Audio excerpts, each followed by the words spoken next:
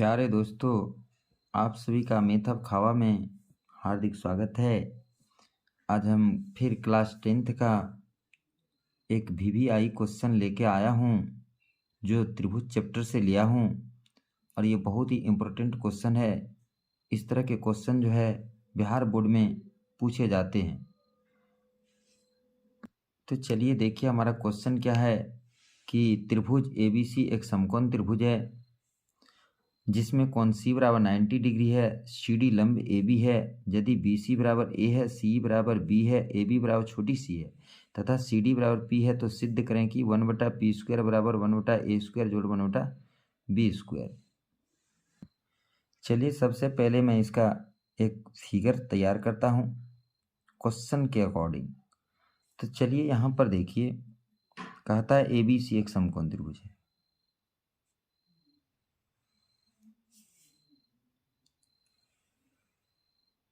तो देखिए समकोण त्रिभुज है, ठीक है। इसमें क्या कहता है, कोण C कहता है 90 डिग्री।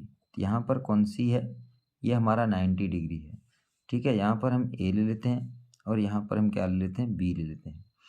अब देखिए फिर ये क्या कहता है, BC बराबर A, तो ये हो जाएगा A, AC बराबर B, ये हो जाएगा B, और फिर ये AB बराबर जो है C है, यानी यहाँ से यहाँ तक क्या है, C है।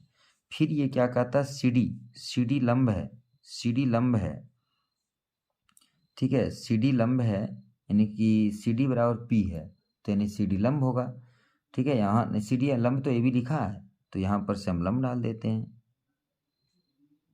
CD, और इसको किससे सूचित किया है, P से, ठीक है। तो यही बात हमको फिगर में लिखना है और साबित करना है। तो चलिए शॉर्ट में ही लिखते हैं। दिया है, क्या दिया है, ABC एक समकोण त्रिभुज है। ABC एक समकोण त्रिभुज है जिसमें कोण C बराबर 90 डिग्री, CD लंब तथा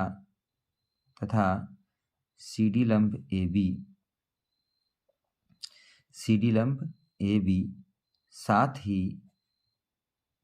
साथ ही BC बराबर A, AC बराबर B, AB बराबर C तथा CD बराबर P है। तो साबित करना है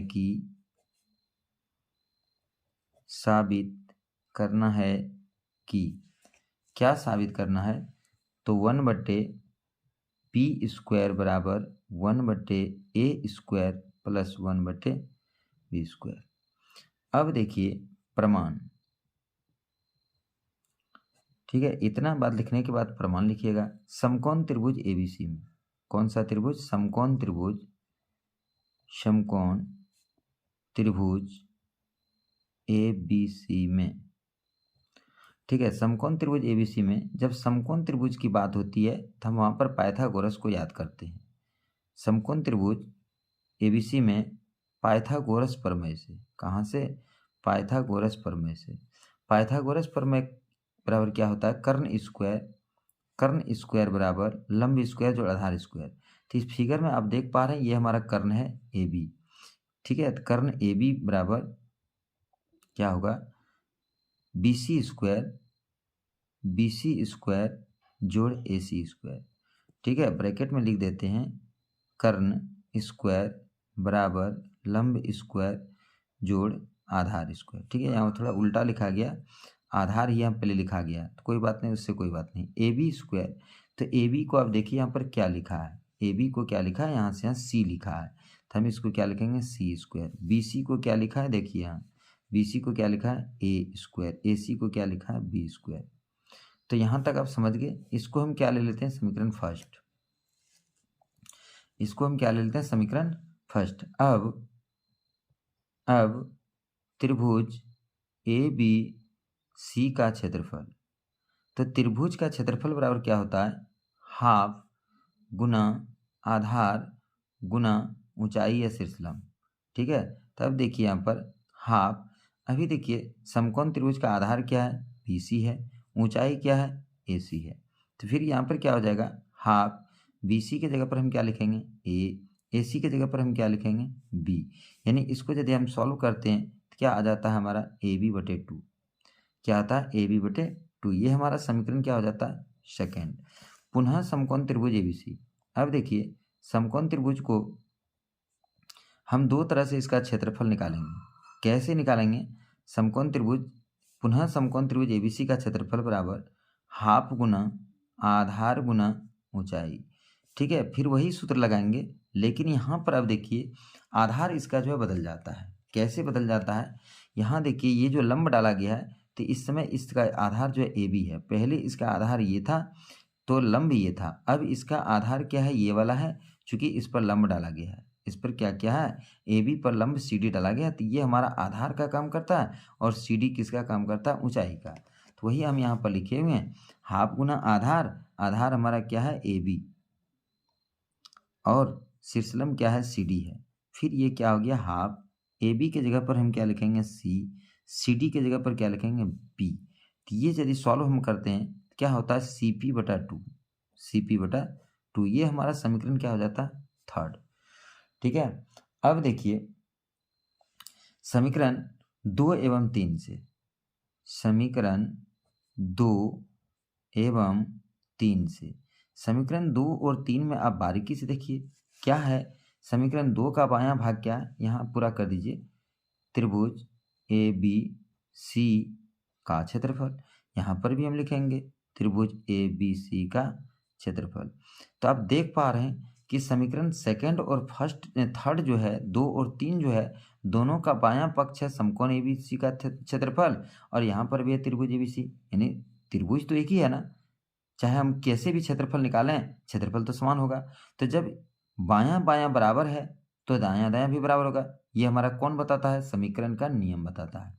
हम लोग समीकरण के नियम में पढ़े हैं, जब लेफ्ट बराबर है तो राइट भी बराबर होगा। तो इसीलिए देखिए यहाँ पर क्या हो जाएगा, इसका राइट जो है क्या है, AB/2, इसका राइट क्या है, CP/2।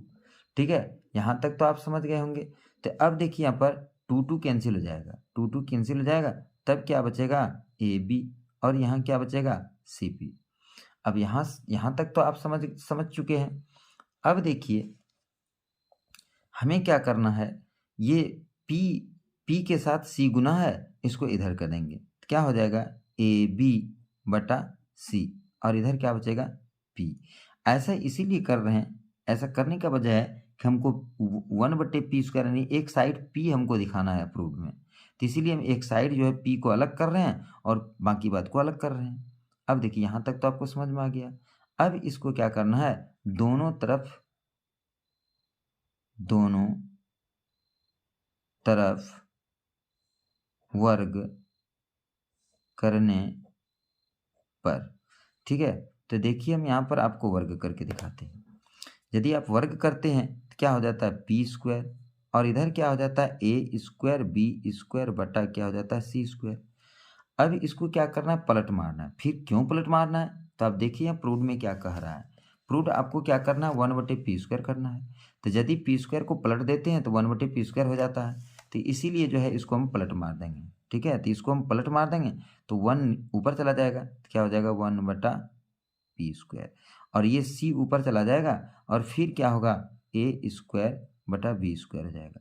अब देखिए समीकरण 1 से, कहाँ से, समीकरण 1 से, समीकरण 1 में देखिए C² बराबर कुछ लिखा है, पीछे आप मुड़ के देखिए, यहाँ पर देखिए C² को हम क्या लिख सकते हैं, A² जोड़ B² लिख सकते हैं। C² को हम क्या लिख सकते हैं, A² जोड़ B² लिख सकते हैं। तो चलिए हम यहाँ पर क्या करेंगे, 1/P², C² को हम क्या लिख सकते हैं, A² जोड़ B² लिखेंगे, A² जोड़ B², और फिर देखिए A² B² तो ये रह जाएगा, A² B²।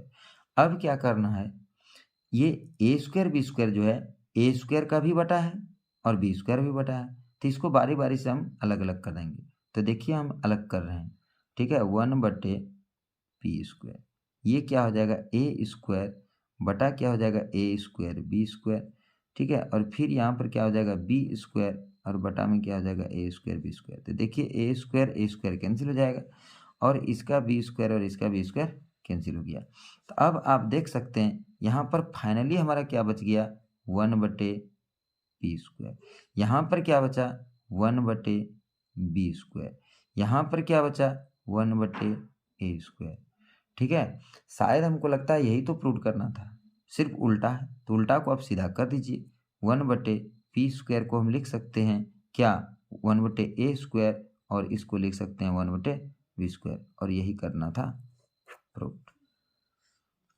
तो दोस्तों लगता है, उम्मीद करता हूँ कि आप लोगों को ये अच्छी तरह से समझ में आ गया होगा और इस तरह के क्वेश्चन जो है बिहार बोर्ड एग्जाम में पूछे जाते हैं।